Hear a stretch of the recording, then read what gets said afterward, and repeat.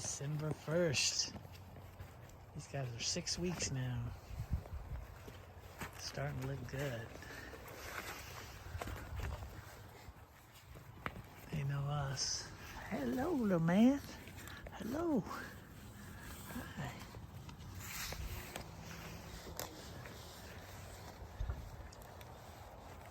I guess I'll talk a little bit about what this mix is. For those who don't follow the program, forgive me. Those who do, it might be a bit redundant, but basically we've got two branches at the moment. The farm and ranch dog, which is what these are, and the road dog. And they're both guardian dogs. The farm and ranch dog is a modified livestock guardian dog, essentially. And the reason for that is that pure livestock guardian dogs, man, that's not, here, this will get them off my feet. Here we have, just for our PETA people, just for all you PETA fans, that's a goat spine that they're picking clean. What was I saying? So the pure livestock guardian dog of all kinds are extremely independent. By nature, I mean, that's what they were bred to be, because they need to stay out there with the livestock and be willing to stay away from the humans and make decisions on their own and so forth.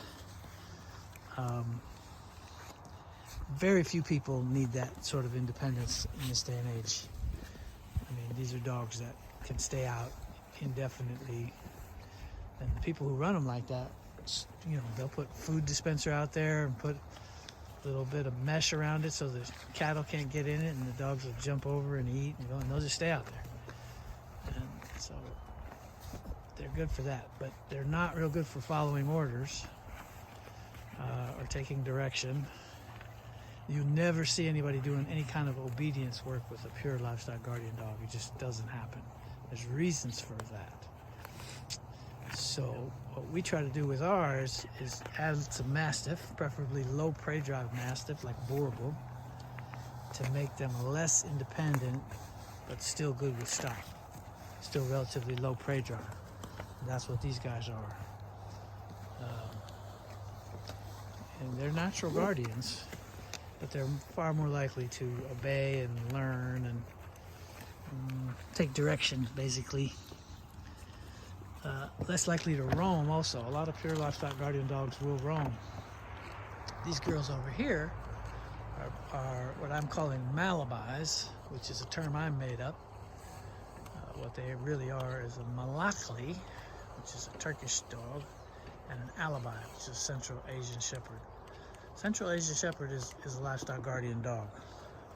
Central Asia is pretty big. There's variation all throughout, all the way up into Russia. They get different names, but they're all essentially livestock guardian dogs. Malakli,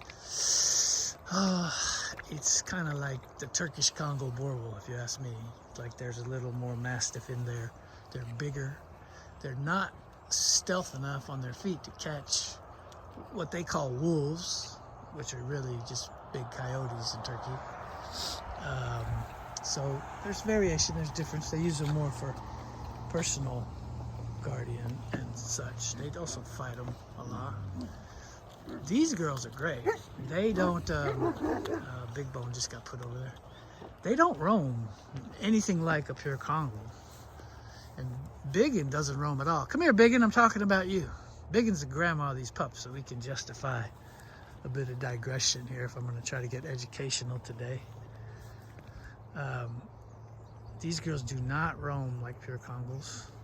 They are not as independent, but they're still definitely life. Yes, you're good. Yeah, you're pretty good. Biggin, you're just very unusual. She doesn't roam at all.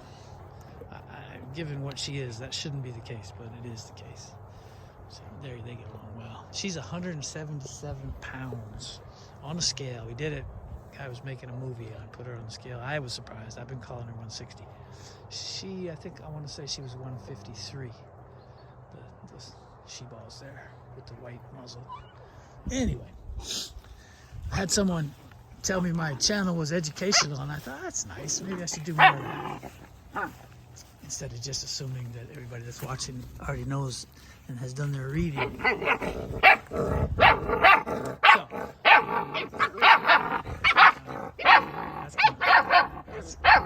that's kind of normal.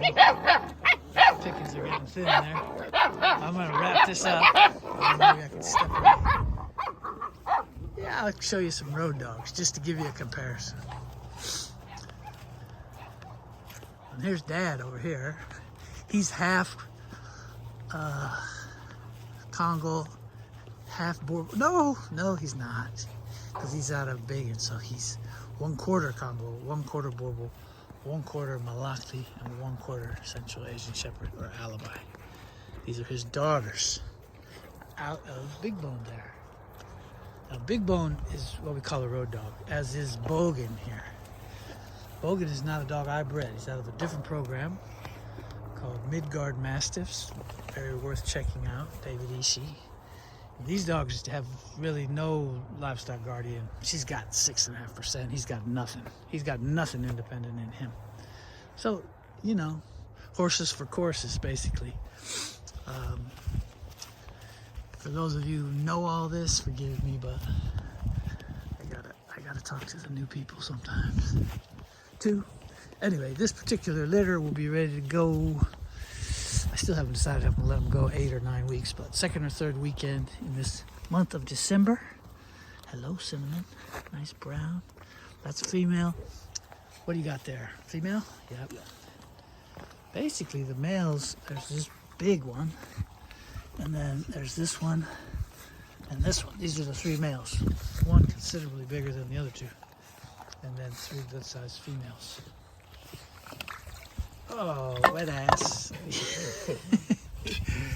You got the wet ass. Anyway, still taking deposits on this litter.